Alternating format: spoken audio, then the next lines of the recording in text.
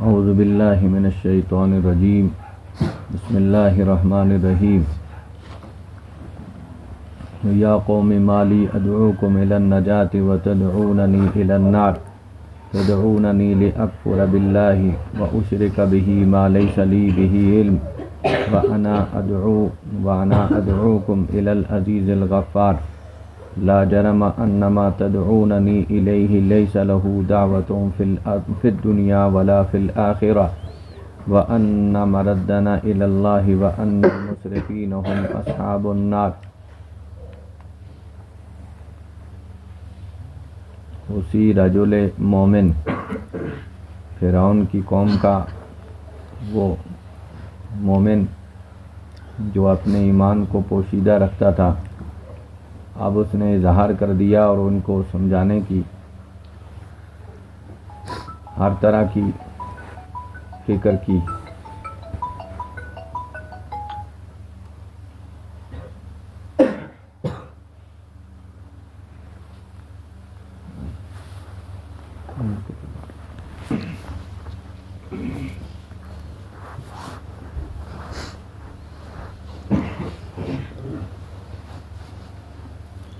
انہوں نے اپنی قوم کو کہا، میری قوم، میں تمہیں نجات کی طرف بلا رہا ہوں، تم مجھے جہنم کی طرف دعوت دیتے ہو۔ تدعوننی لاکفر باللہ، تم مجھے اس بات کی دعوت دیتے ہو، عذر کو بلا رہے ہو تاکہ میں اللہ کے ساتھ کفر کروں، واشرک بہ، اور اس کے ساتھ شرک کروں، ما لیس لی بہ علم، اس چیز کو جس کے بارے میں مجھے کوئی علم نہیں، کہ اللہ کے ساتھ ایسا شریک کہ اس کے شریک کرنے کا اللہ تعالیٰ نے حکم نہیں دیا، نہ اس پر میرے پاس کوئی دلیل ہے کہ میں اللہ کے ساتھ دوسرے کو کیسے شریک کروں، تو اس کو میں اللہ کا شریک کیسے ٹھہرا سکتا ہوں۔ وانا ادعوکم الی العزیز الغفار، اور میں تمہیں بلاتا ہوں اس غالب خطاؤں کو بخشنے والے کی طرف۔ لا جرم انما تدعوننی الیہ لیس لہ دعوۃ فی الدنیا ولا فی الآخرہ، اس میں کوئی شک نہیں ہے کہ انما تدعوننی الیہ، کہ جن کی طرف تم مجھے دعوت دیتے ہو کہ ان غیر اللہ کی عبادت کرو، لیس لہ دعوۃ فی الدنیا ولا فی الآخرہ، ان کو تو دنیا میں بھی پکارنا اور آخرت میں بھی پکارنا مناسب ہی نہیں ہے،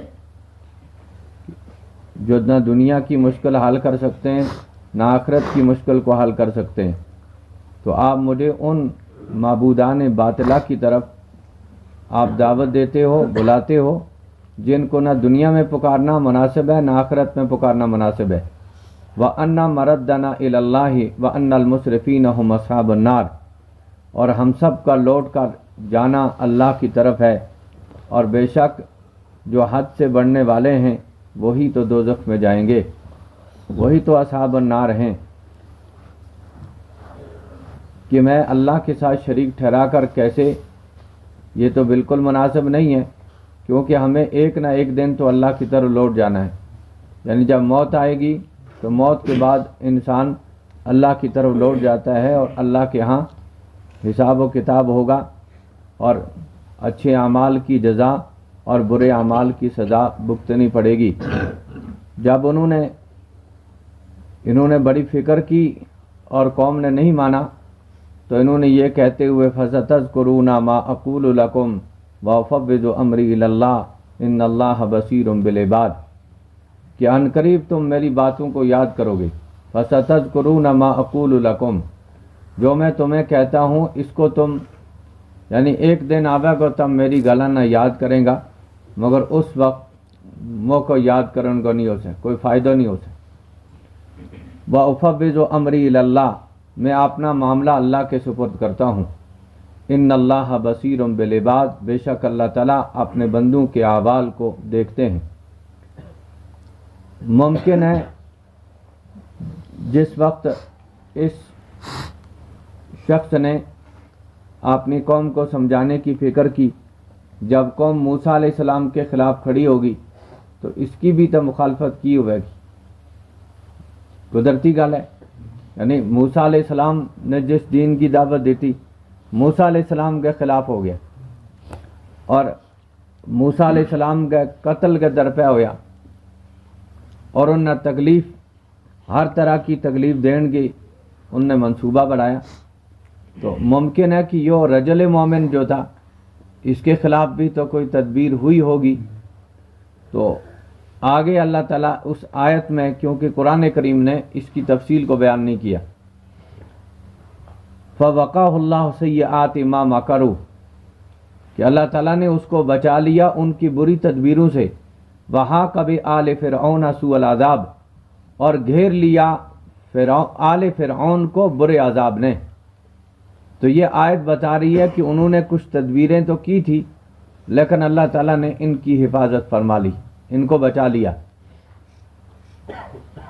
جس طرح وہ ہر داعی کے خلاف، پیغمبروں کے خلاف وہ سازشیں کرتے رہے اور تدبیریں کرتے رہے، اسی طرح اس اللہ والے نے جب ان کو سمجھانے کی فکر کی تو اس کے خلاف بھی انہوں نے کچھ نہ کچھ پروپیگنڈا کیا تھا، اور قرآن پاک کی یہ آیت بتا رہی ہے کہ اللہ تعالیٰ نے ان کے مکر و فریب سے اللہ تعالیٰ نے اپنے اس بندے کی حفاظت فرمائی، اور فرعون، آل فرعون کو برے عذاب نے آ پکڑا۔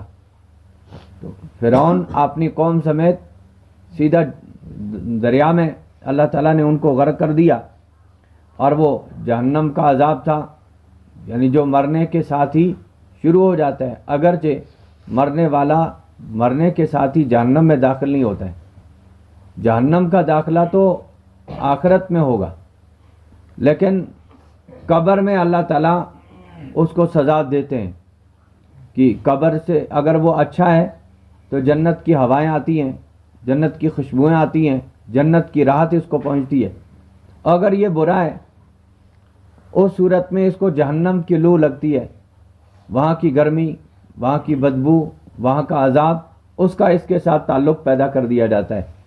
اور اس اگلی آیت میں اللہ تعالیٰ نے عذاب قبر کو بیان کیا ہے، النار یعرضون علیہا غدوا وعشیا ویوم تقوم الساعہ، کہ ان کو آگ پر پیش کیا جاتا ہے، غدوا وعشیا، صبح اور شام، صبح کو بھی ان کو پیش کرتے ہیں جہنم کے اوپر، شام کو بھی پیش کرتے ہیں۔ وَيَوْمَ تَقُومُ السَّاعَةُ، جس روز قیامت قائم ہوگی، أَدْخِلُوا آلَ فِرْعَوْنَ أَشَدَّ الْعَذَابِ، تو اس وقت حکم ہوگا کہ داخل کرو آل فرعون کو سخت عذاب میں، یعنی اس دن جہنم کا داخلہ ہو جائے گا، کہ اس دن جہنم میں اللہ تعالیٰ ان کو حساب و کتاب کرنے کے بعد جہنم میں اللہ تعالیٰ ان کو داخل کر دیں گے۔ تب تک صبح اور شام ان کو ٹھکانہ، حدیث میں ہے کہ ہر مومن بندے کو، مومن بندی کو، فاسق و فاجر کو، اس کو اپنا ٹھکانہ روزانہ قبر میں اس کو دکھایا جاتا ہے، کہ اگر وہ ایمان والا ہے، اچھے اعمال والا ہے، تو اس کو فرشتے آ کے دکھاتے ہیں یہ ہے تیرا ٹھکانہ، چند دن آپ کو یہاں گزارنے ہیں، اور آخر میں تجھے لوٹ کر اس جگہ میں جانا ہے، یہ ہمیشہ رہنے والی جنت، یہ آپ کا ٹھکانہ ہے۔ اور اگر وہ فاسق اور فاجر ہے تو اس صورت میں اس کو جہنم کا ٹھکانہ دکھایا جاتا ہے، یہ ہے جہنم کا ٹھکانہ، اور اس میں تیرا اصل ٹھکانہ یہ ہے، اور تب تک ان کو وہاں پیش کیا جاتا ہے۔ ایک روایت میں ہے کہ ان کو سیاہ پرندوں کے پوٹوں میں داخل کر کے ان کو وہاں پہنچایا جاتا ہے، جس طرح شہیدوں کے بارے میں آتا ہے کہ شہیدوں کی روحوں کو اللہ تعالیٰ سبز پرندوں کے پوٹوں میں داخل کر کے جنت کی سیر کرواتے ہیں۔ تو اس طرح اہل جہنم کو سیاہ رنگ کے پرندوں میں ڈال کر ان کو جہنم کے سامنے پیش کیا جاتا ہے۔ یہ جو روایت آگی پرندوں میں، یعنی ان کو ڈال کر جہنم پہ پیش کیا جاتا ہے، تو ایک جماعت وہاں چلی گئی، انہوں نے پوری بات نہیں سمجھی، وہ وہاں چلے گی، انہوں نے کہا صرف روح کو عذاب ہوتا ہے، جسم کو عذاب نہیں ہوتا ہے، کیونکہ روح تو پرندوں میں ڈال دی، اور ان کو لے گئے کہاں؟ جسم کہاں پڑا ہے؟ وہ تو ادھر جسم کو عذاب ہی نہیں ہے. ان کو اس روایت سے دھوکہ لگ گیا. اور شہیدوں کے بارے میں آیا کہ سبز پرندوں میں کہ پوٹوں میں ان کو داخل کر کے جنت کی سیر کروائی جاتی ہے. تو ایک جماعت نے کہا کہ نہیں، یہ عذاب جو ہوتا ہے وہ صرف روح کو ہوتا ہے، جسم کو عذاب نہیں ہوتا ہے. لیکن اہل سنت والجماعت کا اجماعی عقیدہ ہے کہ عذاب جسم کو بھی ہوتا ہے، روح کو بھی ہوتا ہے. پھر اس پر روایتیں پیش کی ہیں، اور روایتوں میں موجود ہے کہ نبی پاک صلی اللہ علیہ وسلم نے فرمایا جب کسی کو عذاب قبر ہوتا ہے تو اس وقت قبر اس کو یوں دباتی ہے اور اس کے یہ والی پسلی اس والی پسلی میں یوں داخل ہو جاتی ہے. تو یہ عذاب کس کو ہوا؟ یہ جسم کو ہوا. تو جس طرح روح کو عذاب ہوتا ہے، جسم کو بھی عذاب ہوتا ہے. روح کا تعلق ہوتا ہے، روح داخل نہیں ہوتی ہے. روح کا تعلق کیا جاتا ہے اس کے ساتھ تاکہ اس کی تکلیف کو وہ محسوس کرے، اس کی تکلیف کو یہ محسوس کرے. دونوں کا آپس میں لازم اور ملزوم کا تعلق ہوتا ہے. تو اس کو تکلیف ہوئی یہ بھی محسوس کرتا ہے، اس کو تکلیف ہوئی وہ بھی محسوس کرتے ہیں. تو اس روایت میں ہے کہ جب قبر دباتی ہے تو وہ یوں ایسے پسلیاں ایسے داخل ہو جاتی ہیں. اور ایک صحابی ہیں رضی اللہ تعالیٰ عنہ، سعد بن معاذ رضی اللہ تعالیٰ عنہ، بڑے اونچے درجے کے صحابی ہیں. ان کے متعلق آتا ہے کہ غزوہ احزاب کے اندر ان کو ایک تیر لگا تھا تو بہت زخمی ہو گئے. وہ خون رکتا نہیں تھا، یعنی وہ رگ پہ لگ گیا تھا تیر، تو جس سے رگ بالکل پھٹ گئی تھی اور خون بند نہیں ہوتا تھا. تو سعد بن معاذ کے علاج معالجہ کیا گیا، ایک ٹینٹ میں لے گئے، وہاں مرہم پٹی کی، لیکن وہ کوئی علاج کارگر نہ ہوا. تو سعد بن معاذ رضی اللہ تعالیٰ عنہ بیٹھے اللہ کے سامنے دعا کرنے، یا اللہ اگر تیرے نبی کے مقابلے میں اور کافروں نے اور مقابلے کرنے تو پھر مجھے تو شفا عطا فرما دے تاکہ میں تیرے نبی کے شانہ بشانہ کھڑے ہو کر میں اس کفر کا مقابلہ کروں. اور اگر تیرے نبی کے مقابلے میں یہ آخری غزوہ ہے، اس کے بعد کوئی ایسی جنگ ہونے والی نہیں، تو پھر تو مجھے اسی زخم سے شہادت کی موت عطا کر دے. تو تھوڑا سا ان کی زخم وہ خون بند ہو گیا تھا. رک جانے کے بعد جب انہوں نے یہ دعا کی تو اللہ تعالیٰ بس اچانک وہ زخم پھٹ گیا اور خون جاری ہو گیا، خون بند نہیں ہوا. ایک تو وہ آخری غزوہ ٹھہرا، اس کے بعد کوئی غزوہ نہیں ہوا، اور اسی زخم سے وہ شہید ہو گئے. جب ان کی روح پرواز کر گئی، روایتوں میں ہے کہ جو ہی حضور کو پتہ چلا کہ سعد بن معاذ رضی اللہ تعالیٰ عنہ اللہ کو پیارے ہو گئے، تو امی عائشہ صدیقہ رضی اللہ روایت کرتی ہیں، فرماتے ہیں کہ حضور نے فرمایا جو ہی ان کی روح قبض ہوئی تو عرش عظیم ہلنے لگا. عرش عظیم میں جرجری آ گئی. اور جب ان کا جنازہ لے کر نکلے اب دفن کرنے کے لیے مدینہ طیبہ میں، تو جو ہی ان کے اس چارپائی کو اٹھایا تو وزن اس میں کچھ نہیں تھا، ایسے لگتا تھا جیسے اس میں کچھ ہے ہی نہیں. تو انہوں نے اصل میں ایک تفصیلی واقعہ ہے کہ وہاں انہوں نے اپنی قوم کا ایک فیصلہ کیا تھا. تو منافقین نے اسی فیصلے کے متعلق ادھر ادھر کی باتیں ہانکنا شروع کر دی تھی. انہوں نے کہا اس نے اپنی قوم کے خلاف جو فیصلہ کیا ہے اس کی سزا اس کو یہ مل گئی کہ اس کا. اور اکثر بیشتر ہم سنتے تھے جڑا میت کو وزن ہوا ہے تو لوگ کہتے ہیں بہت نیک ہے، اور جس کو وزن نہیں ہوتا وہ بس اسی طرح اس کے متعلق پتہ نہیں کیا کیا باتیں کرتے ہیں. یہی ہو گیا ان کا کہ ان کی میت کا کوئی وزن نہیں تھا، کندھے پہ اٹھا کے لے جانے والے لے جاتے تھے تو ایسے لگتا تھا جیسے کندھے پہ کچھ ہے ہی نہیں. اور دوسری چیز دیکھی کہ نبی پاک صلی اللہ علیہ وسلم مدینے کی اس سرزمین پر چل رہے ہیں اور پونچو کے بل چل رہے ہیں، پورا مبارک قدم زمین پہ نہیں رکھتے، ایسے کر کے چل رہے ایسے.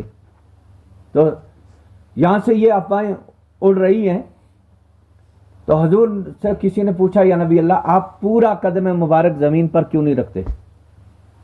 تو حضور نے فرمایا سعد بن معاذ رضی اللہ تعالیٰ عنہ ان کی جنازے میں 70,000 فرشتے آسمان سے اترے ہیں اور مجھے جگہ ہی نہیں ملتی ہے میں کہاں پیر رکھوں، اس لیے میں پہنچوں کے بل چل رہا ہوں. یعنی اس کے جنازے کے ساتھ میں 70,000 فرشتے چل رہے ہیں.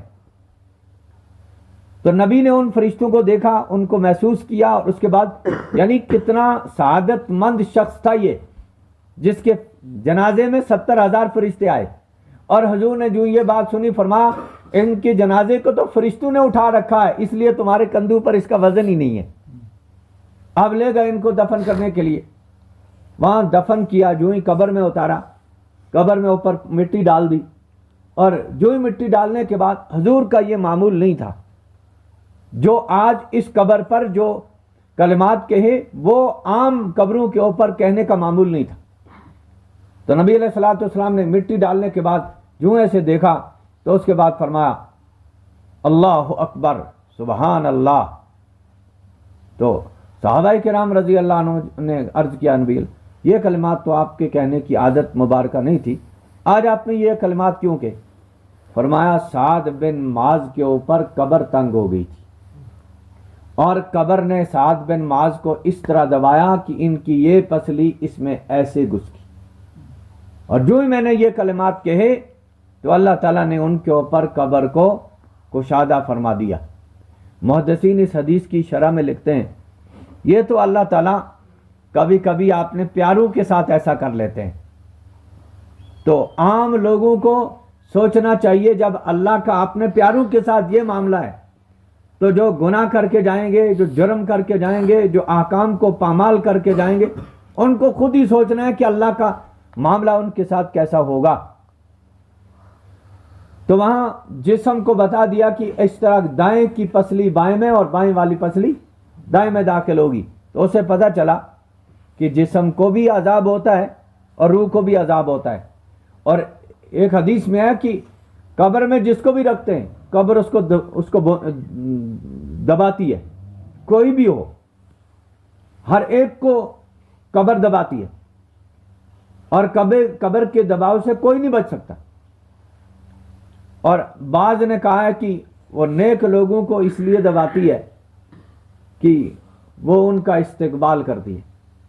استقبال کا مطلب ایک ماں کا بچہ بیٹا کہیں گیا ہو سفر میں 2 سال 3 سال 10 سال کے بعد واپس آ رہا ہے تو ماں اس کو گلے لگاتی ہے. کس طرح دباتی ہے؟ یعنی وہ کیوں دباتی ہے؟ یعنی وہ اپنے پیار و محبت کے ساتھ، اس لیے کہ حالانکہ اس سے ہونے والا کچھ نہیں، لیکن یہ ظاہری طور پر اپنے دل کی تسلی کرنا چاہتی ہے، اس کو گلے لگا کر اس کو دباتی ہے. تو کہا جو اللہ کے نیک بندے ان کو تو قبر اسی لیے دباتی ہے کہ ان کو بالکل عذاب نہیں ہوتا. جس طرح ماں اپنے بچے کو پیار و محبت سے دباتی ہے، ہاں جو نافرمانیاں کر کے گئے ان کو جب دباتی ہے تو ان کی تو ہڈی پسلی ایک ہو جاتی ہے ان کو عذاب دینے کے لیے. تو اس آیت میں اللہ تعالیٰ نے فرمایا کہ ان کو جہنم پر پیش کیا جاتا ہے صبح اور شام، اور جب قیامت قائم ہوگی تو حکم ہوگا ادخلوا آل فرعون اشد العذاب، کہ ان کو سخت عذاب میں داخل کر دو. اس دن فیصلہ کر کے اللہ تعالیٰ جہنم میں جہنمیوں کو اور جنت میں جنتیوں کو داخل کر دیں گے. اللہ تعالیٰ ہم سب کی برے اعمال سے حفاظت فرمائے. اللہ نے ایمان عطا فرمایا ہے، اللہ تعالیٰ اس کی قدردانی کی توفیق عطا فرمائے. سبحان اللہ.